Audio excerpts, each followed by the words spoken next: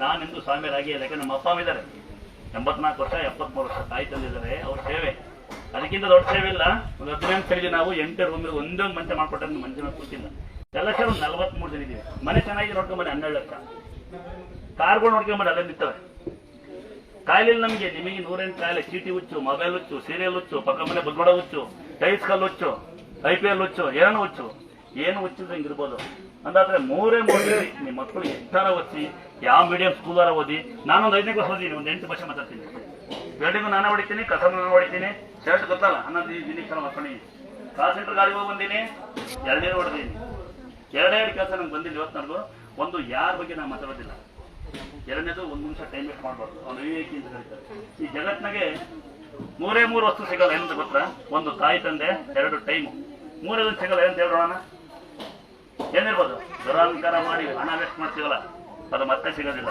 ನಿಮ್ಮ ಮಕ್ಕಳನ್ನ 3 ಡಿಗ್ರಿ ಓದಿಸಿ. 1ನೇ ಡಿಗ್ರಿ ತಾಯಿ ತಂದೆ ಏನು ತಿಳ್ಕೊಬೇಕು. ಅವ್ನು ಯಾವ ಮೀಡಿಯಂ ಸ್ಕಾಲರ್ ಓದಿಸಿ ನನಗೆ ಬೇಜಾರಿಲ್ಲ. 2ನೇದು ಏನ್ ಗೊತ್ತಾ? ಗಂಡರ ಬಗ್ಗೆ ಮಾತಾಡೋದನ್ನ ಬಿಡಿ, ಸಾಲ ಮಾಡಿಕೊಂಡು ಮಲ್ಕಬೇಡಿ, ದುಡಿಯೋದನ್ನ ಕಲೀರಿ. ಯಾವ ದೇವ್ರು ಬಂದು ನಿಮ್ಗೆ ದುಡ್ಡು ಕೊಡೋದಿಲ್ಲ. ದೇವ್ರನ್ನ ಕೇಳಬೇಕು, ದುಡಿಯೋ ಶಕ್ತಿ ಕೊಡು, ದುಡಿಯೋಕೆ ದಾರಿ ಕೊಡು ಅಂತ. ದುಡ್ದಾಗ ಊಟ ಮಾಡ್ತಿರಲ್ಲ, ಅದನ್ನ ಜೀರ್ಣ ಆಗೋಂತ ಆರೋಗ್ಯ ಕೊಡು ಅಂತ 3ನೇ ಕೇಳ್ಬೇಕು. ದೊಡ್ಡ ಕಾರ ಬಂದಂತ ಶ್ರೀಮಂತ ಅಲ್ಲ, ದೊಡ್ಡ ಮನೆ ಕಟ್ಟ ಶ್ರೀಮಂತ ನಮ್ಮ ಪ್ರಕಾರ ಯಾವತ್ತೂ ಅಲ್ಲ. ಮನೆಯೊಳಗೆ ಅಪ್ಪ ಅಮ್ಮ ಇರ್ಬೇಕು, ಅವನು ಪುಣ್ಯವಂತ. ತಾಯಿ ತಂದೆಗೆ ಅನ್ನ ಹಾಕ ಹೇಗೆ ತಿರ್ಬೇಕು, ಅವ್ನು ಗುಣವಂತ ಅಲ್ವಾ? ನಿಮ್ದೆಲ್ಲ ಏನೋ ಹುಚ್ಚು. ಇಲ್ಲಿ ಬರ್ತೀರಿ, ಪ್ರಶ್ನೆ ಕೇಳ್ತೀರಿ. ಯಾರೋ ನಮ್ಮ ಅಮ್ಮನಂತ ತಂಗಿ ಅಂತ ನನ್ನ ಬೆಳಿಗ್ಗೆ ಯೂಟ್ಯೂಬ್ ಮಾಡೋರು, ಫೇಸ್ಬುಕ್ ಮಾಡೋರು, ಬಂದು ಅವರೇ ವಿಡಿಯೋ ಮಾಡೋರು, ಎಲ್ಲಾರ ವಿಡಿಯೋ ಮಾಡ್ಕೊಂತ ಇದ್ರು. ನೋಡಿ ತಮ್ಮ ಒಂದು ವಿಡಿಯೋ ಮಾಡ್ಕೊಂಡು ಮಂದಿಯಿಂದ ಯಾರ್ಯಾರ ಬಂದು ಸುಮ್ಮನೆ ವಿಡಿಯೋ ಯೂಟ್ಯೂಬ್ ಮಾಡೋರು, ಫೇಸ್ಬುಕ್ ಮಾಡೋರು, ಯಾರ್ಯಾರು ಅಕ್ಕಿ ಕೊಡೋರು, ಯಾರೋ ಬೆಲ್ಲ ಕೊಡೋರು ಗೊತ್ತಿಲ್ಲ. ಅಂದಾದ್ರೆ ಅಕ್ಕಿ ಮಾತ್ರ ಅಂದಾಜ್ ಕೊಡ್ತೀವಿ.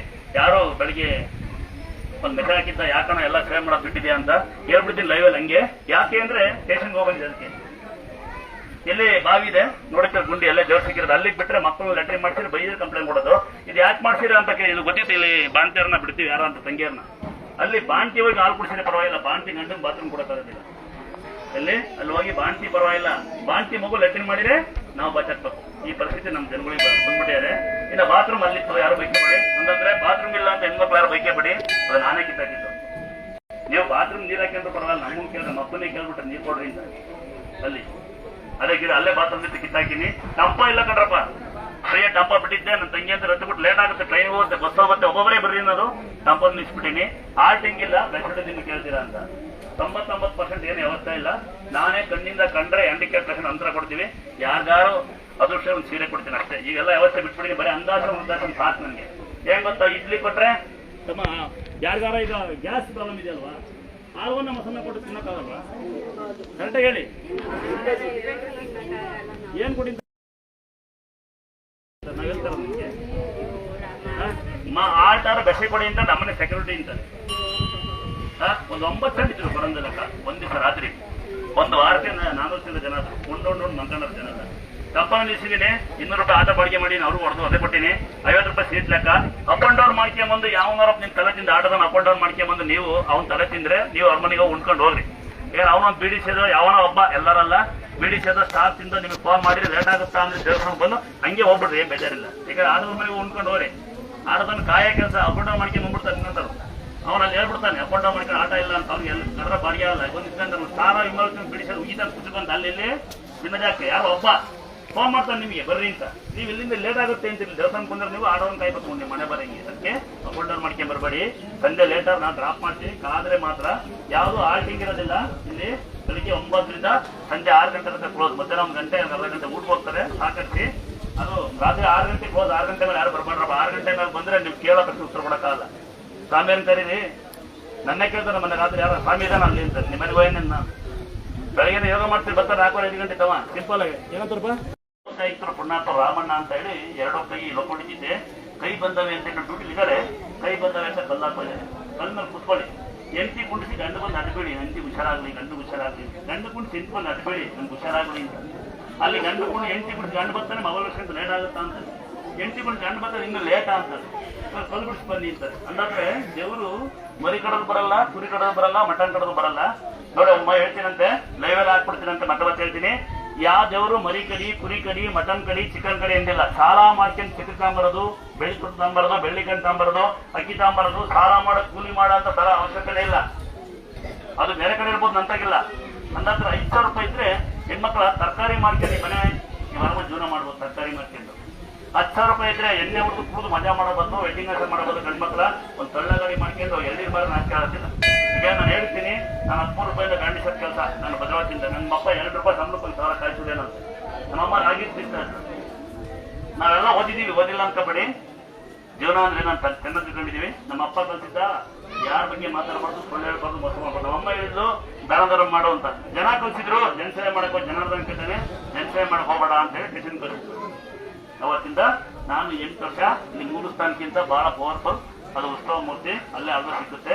8 ವರ್ಷ ನಾನು ಹೊಸ ಮುಡಿದ್ದೀನಿ. ನನಗೂ ಜನ ಕಂಪ್ಲೇಂಟ್ ಕೊಡ್ತಾರೆ, ಹೊಡಿತೀನಿ ಅಂತ ನಾನು ಒಂದು 8 ವರ್ಷಕ್ಕೆ ಹೋಗ್ಬಂದಿನಿ.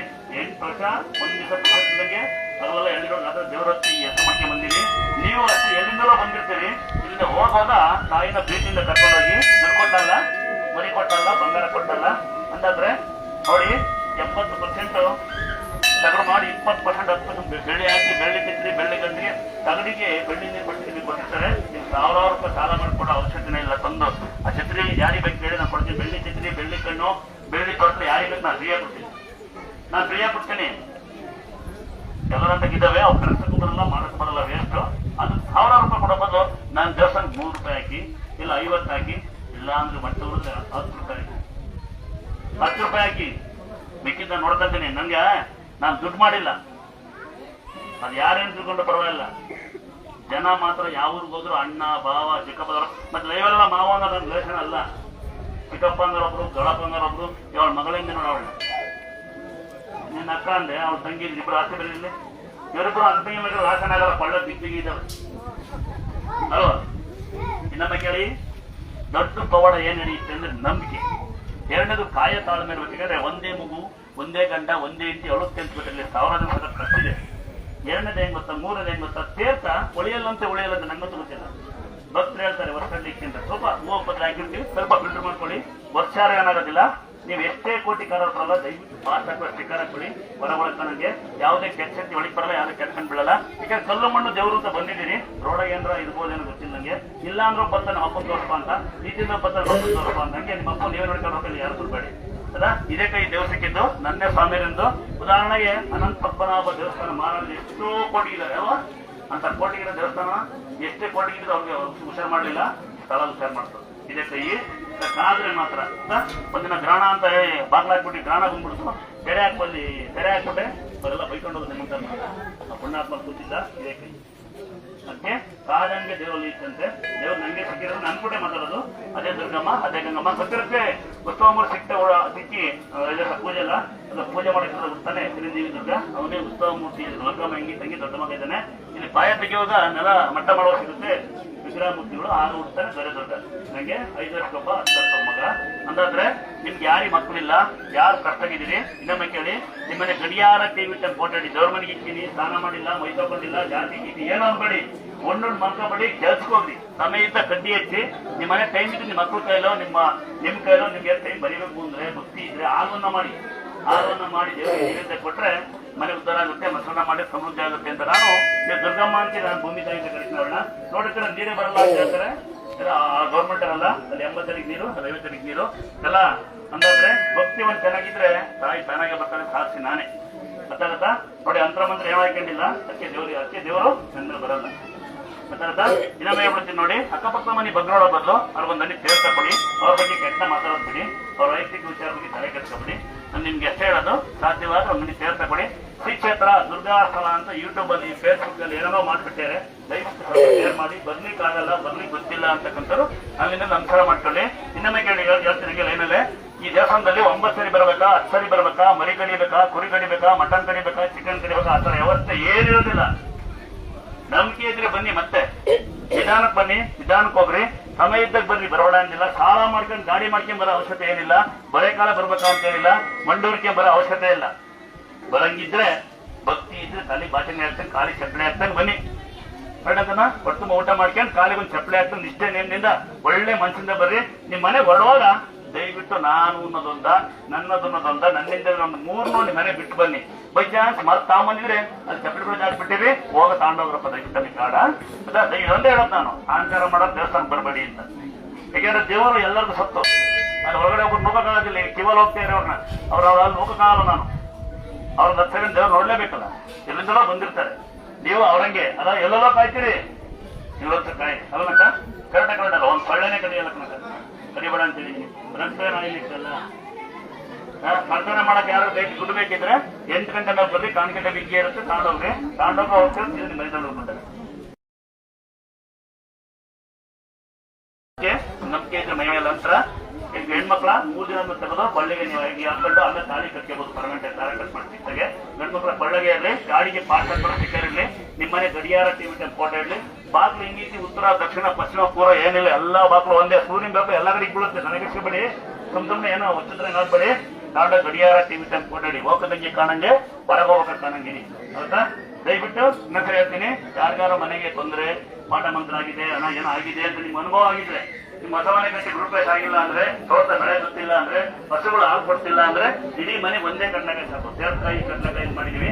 ನೀವು ತೋಟಕ್ಕೆ ಅಂದ್ರೆ ಕಟ್ಟಿದ್ರೆ ಮನೆಗೆ ಕಟ್ಟ ಅವಶ್ಯಕತೆ ಇಲ್ಲ, ಮನೆಗೆ ಅಂದ್ರೆ ಕಟ್ಟಿದ್ರೆ ತೋಟ ಕಟ್ಟ ಅವಶ್ಯಕತೆ ಇಲ್ಲ. ಒಂದ್ ವೇಳೆ ದನಿ ಮನೆ ಕಟ್ಟಿ ಇಲ್ಲಿ ಕಟ್ಟ ಅವಶ್ಯಕತೆ ಇಲ್ಲ. ಹಣ ಇಲ್ಲ ಅಂದ್ರೆ ಒಂದು ಚೊಂಬಿ, ನಾವು ಚೊಂಬು ಅಂತೀವಿ, ಒಂದು ಚೊಂಬಿ ತಗೊಳ್ರಿ, ಒಳಗೆ ನೀರು ಕೇಳಿ ಪೂಜೆ ಮಾಡೋ ದಿವಸ ತುಂಬಿತ್ತ ನೀರೊಳಗೆ ಸ್ವಲ್ಪ ಬೇರ್ತ ಅಥವಾ ಕುಂಕುಮ ಕಾಂಡು ಸಾಧ್ಯವಾದ್ರೆ ಸ್ವಲ್ಪ ಯೂಸ್ ಮಾಡಿ, ರೈಸರ್ ಸಿಕ್ಕಿದ್ರೆ ಪರವಾಗಿಲ್ಲ, ಇಲ್ಲ ಸ್ವಲ್ಪ ಅಲ್ಲಾಡಿಸಿ ನಿಮ್ಗೆ ಎಲ್ಲೆಲ್ಲಿ ಮಾಡ್ತಾ ಹಾಕಿ, ಯಾರೇನ್ ಮಾಡಿದ್ದ ಅದು ಅವ್ನಿಗೆ ಹೋಗ್ಲಿಕ್ಕೆ ನಾವು ಮಾಡಿಟ್ಟಿರ್ತೀವಿ. ನಾವ್ ಯಾರಿಗೆ ಕೆಲಸ ಮಾಡೋದ್ ಬೇಡ, ಅವ್ರು ಮಾಡಿದ್ದ ಅವ್ರೆ ಉಂಡು ಏನಿಲ್ಲ, ದೊಡ್ಡ ಬಿಟ್ರೆ ಕರ್ಮ ಬಿಡೋದಿಲ್ಲ, ಕೆಲಸ ಮಾಡಿ ಅಲ್ಲ.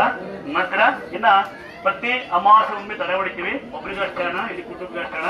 ಒಂದ್ ವೇಳೆ ಹಣ ಇಲ್ಲ ಅಂತ ಬಡವರಿಗೆ ಏನ್ ಮಾಡ್ತೀವಿ, ಫ್ರೀ ಹೊಡಿತೀವಿ. ಅದು ಫ್ರೀ ಅಂತ ಗೊತ್ತಾರಲ್ಲ, ಭದ್ರತೆ ನಮ್ಗೆ ಫ್ರೀ ನೀರು ಕೊಡ್ತಿದ್ವಿ. ಕೈ ನೋವು ಅಮ್ಮಂತ ಬರೋರು ಕೈ ನೀರು ಕೊಡೋದು ನಾನು, ಹಾಗಾಗಿ ನೀರು ಮುಚ್ಚಿದ್ದೀನಿ. ಈಗ ಇಲ್ಲಿ ಬ್ರಿಟನ್ ನೀರಿಕ್ಕಿದ್ದು ಗೊತ್ತಿರುತ್ತೆ ಹಳವರಿಗೆಲ್ಲ, ಬ್ರಿಟನ್ ನೀರಾಗ ಬಂದು ಹೆಣ್ಮಕ್ಳು ಅಲ್ಲೇ ಕಾಲ್ ತಗೊಂಡು ಎಲ್ಲ ಕೈ ಬಿಡ್ಕೊಂಡು ಗಂಡು ಮಕ್ಳು ಅಲ್ಲೇ ಕುದಿದು ಮುಗಿಯೋರು, ಅದನ್ನ ನಿಲ್ಸ್ಬಿಡಿ. ಚೆನ್ನಾಗಿರಲ್ಲ, ನಿದ್ದೆನೇ ಇರ್ತಿರ್ಲಿಲ್ಲ. 12 ಗಂಟೆ ಆದ್ರೂ ಈಗ 8 ಗಂಟೆ ಕ್ಲೋಸ್, 6 ಗಂಟೆ ಕ್ಲೋಸ್, 8 ಗಂಟೆಯಿಂದ 10 ಗಂಟೆ ನಂತರ ಗಂಟೆಗಾಯ್ತೀವಿ. ಸ್ನಾನ ಮಾಡ್ಬೋದು 11 ಗಂಟೆ 12 ಗಂಟೆ, ಬರೀ 4 ಎಕ್ಸ್ಟ್ರಾ ಯೋಗ ನಡಲ್ಲ, ಅಷ್ಟೇ ಇರೋದು. ಅದ್ರೊಳಗೆ ಬರ್ತಾನೆ ಲೇಟಾ ಅಂತಾನೆ, ಹಂಗೆ ತೋರಿಸ್ಬಿಟ್ಟು ದೇವ್ರ ಅಂತ ಮನೆ ಸ್ವಲ್ಪ ಹೀಗೆ ಹೋಗ್ಬೇಕಂತ ದೇವ್ರ ಬರ್ತಾರೆ ಅಂತಂದ್ರೆ. ಇನ್ನೊಮ್ಮೆ ಹೇಳ್ತೀನಿ ನೋಡಿ, ಒಬ್ರಿಗೂ ಅಷ್ಟೇ ಹಣ, ಇಡೀ ಕುಟುಂಬ ಅಷ್ಟೇ ಹಣ. ತಡೆ ಹೊಡೆದಾದ್ರೆ ಪ್ರತಿ ಅಮಾವಾಸ್ಯೆ ಹೊಡಿತೀವಿ, ವಿನಾಕಾರಣ ಸುಮ್ಮನೆ ಹೊಡೆಯೋದಿಲ್ಲ. ಕೊನೆಗೆ ಹೇಳ್ತೀನಿ ನೋಡಿ, ಯಾವುದೇ ಊರಲ್ಲಿ, ಯಾವುದೇ ಕ್ಷೇತ್ರದಲ್ಲಿ, ಯಾವುದೇ ಮನೆಯಲ್ಲಿ, ಯಾವುದೇ ಗ್ರಾಮದಲ್ಲಿ, ಯಾವುದೇ ಇನ್ಸ್ಟಾಗ್ರಾಮ್ ಫೇಸ್ಬುಕ್ ಅಲ್ಲಿ ದುರ್ಗಾಸ್ತವ ಕಡೆ ನಾವು ಅಂದ್ರೆ ಒಂದು ಟೋಲಾಗಲಿ, ಒಂದು ಡಿಪಾರ್ಟ್ಮೆಂಟ್ ಆಗಲಿ, ಎಲ್ಲರೂ ದುರ್ಗಾಸ್ತವ ಕಡೆ ನಾವು ಅಂತ ಹೇಳಿ ಒಂದ್ಸಲ ಚಂದ ಉತ್ತು ಮಾಡೋದಾಗಲಿ, ಚೀಟಿ ಕೊಡೋದಾಗಲಿ ಎಲ್ಲ ವ್ಯವಸ್ಥೆ ಮಾಡೋದಿಲ್ಲ. ಯಾರು ಸ್ವಾಮಿಯವ್ರನ್ನ ಪರಿಚಯ ಮಾಡ್ಕೊಡ್ತೀನಿ ಅಂದ್ರೆ ನನ್ನೇ, ನಾನು ಯಾರಿಗೂ ಪರಿಚಯ ಆಗಲ್ಲ, ಪರಿಚಯ ಆಗ್ತೀನಿ. ನಾನು ಯಾರಿಗೂ ಪರಿಚಯ ಆಗಲ್ಲ, ಪರಿಚಯ ಆದ್ರೆ ಯಾರು ಬಿಡಲ್ಲ.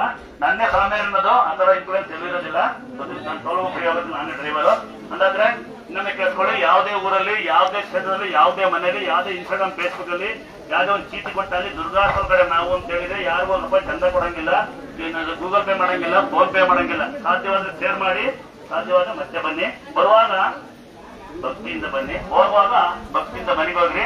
ನಿಮ್ಮ ಮೆಸೇಜು, ನಿಮ್ಮ ಫೋನು, ನಿಮ್ಮ ಯೂಟ್ಯೂಬ್ ಫೇಸ್ಬುಕ್ ಅಲ್ಲೇ ಇರುತ್ತೆ. ನನ್ನೊಂದು ರಿಕ್ವೆಸ್ಟ್, ನಿಧಾನ ಮನೆಗೆ ಹೋಗಿ. ಯಾಕೆಂದ್ರೆ ಮನೆ